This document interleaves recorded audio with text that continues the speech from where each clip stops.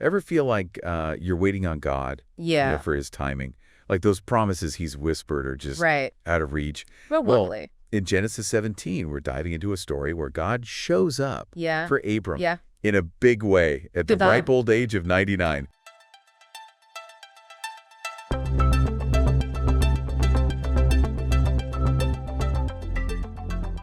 Welcome to the Make Heaven Crowded podcast, where we unpack these ancient stories to see what they might mean for us today. I think it's fascinating because this isn't just any visit. God reveals himself as El Shaddai. Right. That's God Almighty. Wow. Emphasizing he's got the power to back up what he's about to promise. And he doesn't wake any time, right? Right from verse 1. Right away. He tells Abram to walk before me and be now perfect.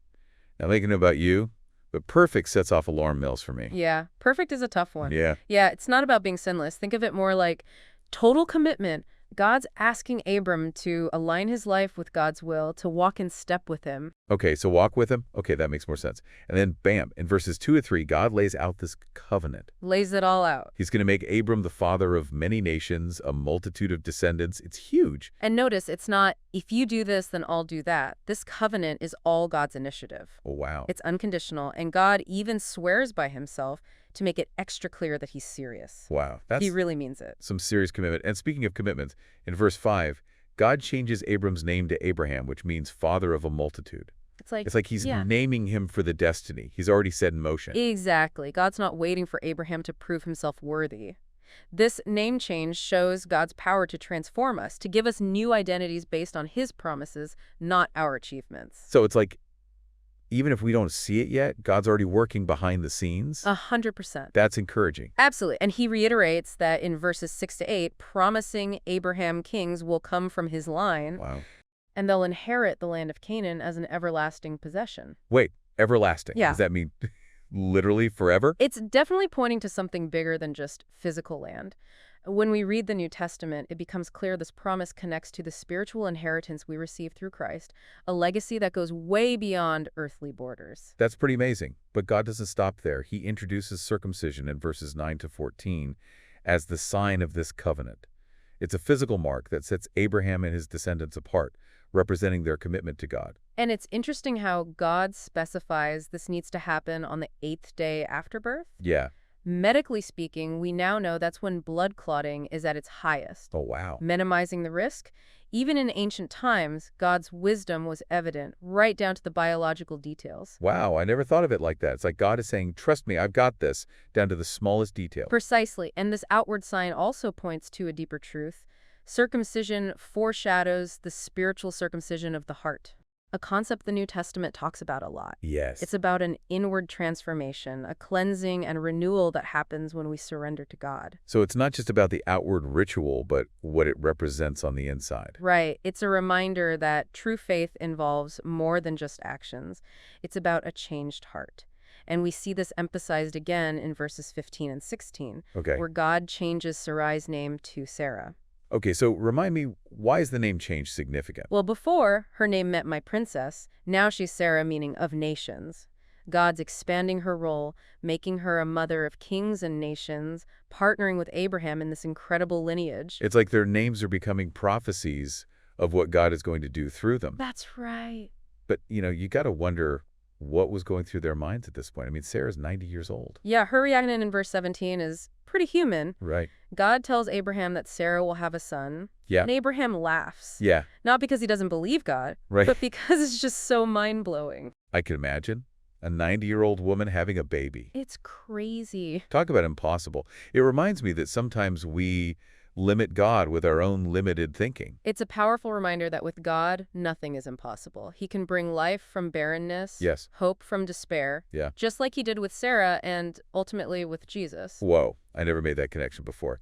So even when things seem impossible, we can trust that God is working. But then, in verses 18-21, Abraham makes a request for his son Ishmael. He wants Ishmael to be included in the promise, but... God reiterates that the covenant will be specifically through Isaac, the son Sarah will bear. Okay. It's a clear distinction that will have huge implications later on. Right. But even though Ishmael isn't the child of the promise, Right. God still blesses him, promising that he'll become the father of 12 princes and a great nation. So even though God has a specific plan, he's still extending his grace and blessing beyond the chosen line.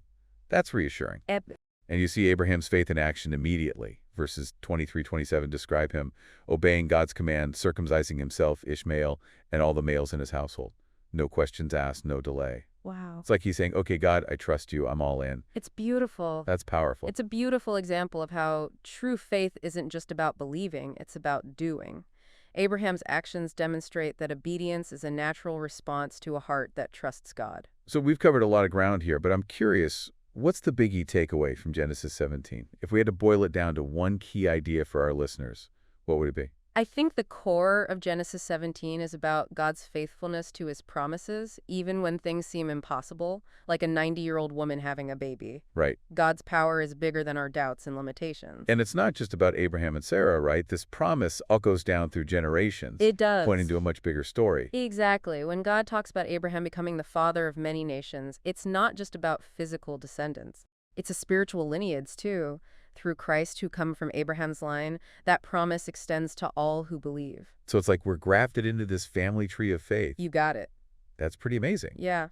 But what about circumcision? It seems kind of intense. It was definitely a powerful symbol in that culture, but remember, it also foreshadowed something deeper. Okay. The spiritual circumcision of the heart. You keep mentioning that. What does it really mean? Think of it like this. Just as circumcision removed a political part, spiritual circumcision is about removing things that separate us from God. Uh-huh. Things like pride, selfishness, sin, all the stuff that gets in the way of that close relationship he desires. So it's about an internal change, not just an external ritual. Exactly, and that change is available to everyone, regardless of their background or heritage. Okay. In the New Testament, we see how that promise breaks down barriers between people, making us one family in Christ. Okay, that's starting to make more sense. But going back to the covenant, if God is so focused on Isaac, why even bless Ishmael? It shows us that God's love and generosity go beyond the lines we might draw. He's not limited by our human ideas of chosen versus not chosen. That's a relief. Sometimes it feels like God's love is a zero-sum game,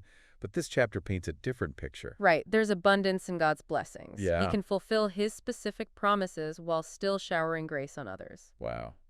And that brings us back to Abraham's response, his immediate obedience. He didn't hesitate, even though it must have been, well, uncomfortable, to say the least. It shows that true faith isn't passive. It's about taking action even when it's difficult, trusting that God's got our back. You know, sometimes I struggle with that. Like, what if I get it wrong? What if I mess up God's plan? That's where remembering God's character from this chapter comes in. He's El Shaddai, the all-sufficient one. He's got the power to work through our mistakes, Oh, wow. our doubts, even our downright disobedience. So it's less about being perfect and more about trusting the one who is. Exactly. We're not going to get it right all the time. Right. But we can rest in the fact that God's promises aren't dependent on our perfection. That takes a lot of pressure off, doesn't it? It makes me wonder, if God can work through Abraham's doubts and limitations, what can he do through mine? That's a great question to ponder. I think this chapter encourages us to look at our own lives and ask, where is God inviting me to trust him more fully? Where do I need to step out in faith, even if it feels impossible? Those are some powerful questions, but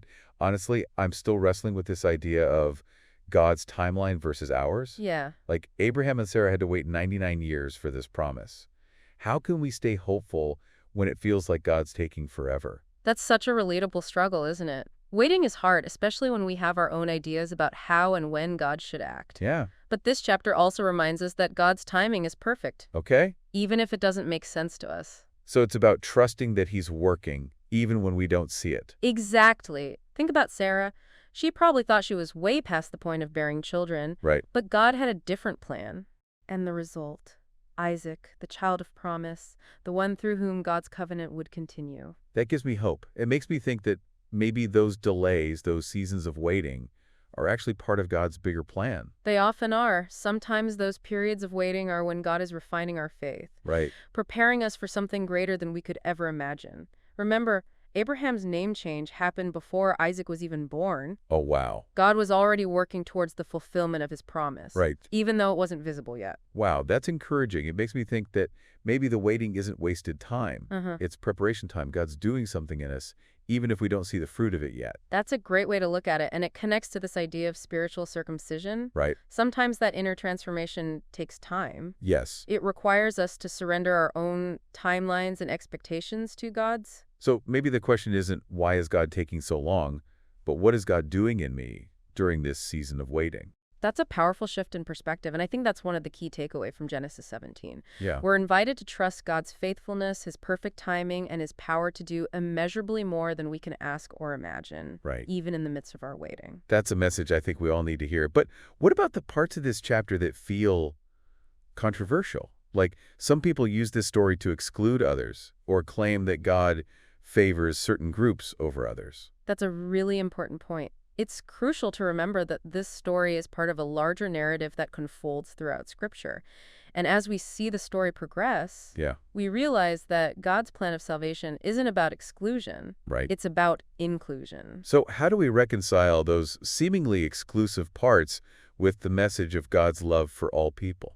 By looking at the whole picture, yes, God chooses Abraham and his descendants for a specific purpose. Right. But that purpose ultimately points to a blessing for all nations. Okay. Jesus, the ultimate fulfillment of the covenant, Right. came from Abraham's line to offer salvation to everyone, regardless of their background. So it's not about who's in and who's out. It's about God's love reaching everyone. Exactly. The story of Abraham is a foundation, a Yeah. starting point. Okay. But the message of the gospel is that God's love breaks down all barriers and welcomes everyone into his family. Right. And we see hints of that even in this chapter. Yeah. In the way God blesses Ishmael, even though he's not the child of the promise. It's like God is saying, my love is bigger than your boxes. That's right. My grace extends further than your limitations. That's beautifully put. And it's a message that's so relevant for us today in a world that's often divided and polarized. We need to remember that God's love is expansive, Yeah. inclusive, and ultimately transformative. It's definitely challenging me to rethink my own assumptions and prejudices. And it makes me wonder, if God can work through Abraham's limitations, what can he do through mine?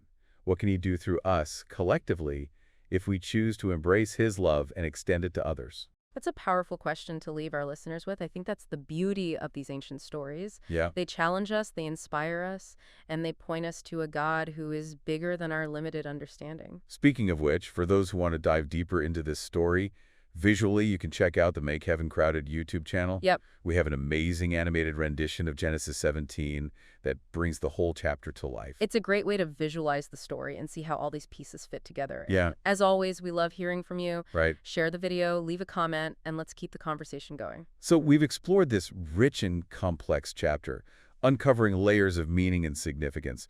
But I'm curious, what's the one thing you hope our listeners will take away and ponder from our deep dive into Genesis 17? If there's one thing I hope sticks with our listeners, it's that God keeps his promises. He's not bound by time the way we are. 1,000 years are like a day to him. That's hard to wrap my head around. But it makes me think, if God was willing to wait 99 years to fulfill his promise to Abraham and Sarah, maybe I can handle waiting a little longer for what he's doing in my life. That's the kind of faith this chapter invites us into. It's not about having all the answers. Right. It's about trusting the one who does.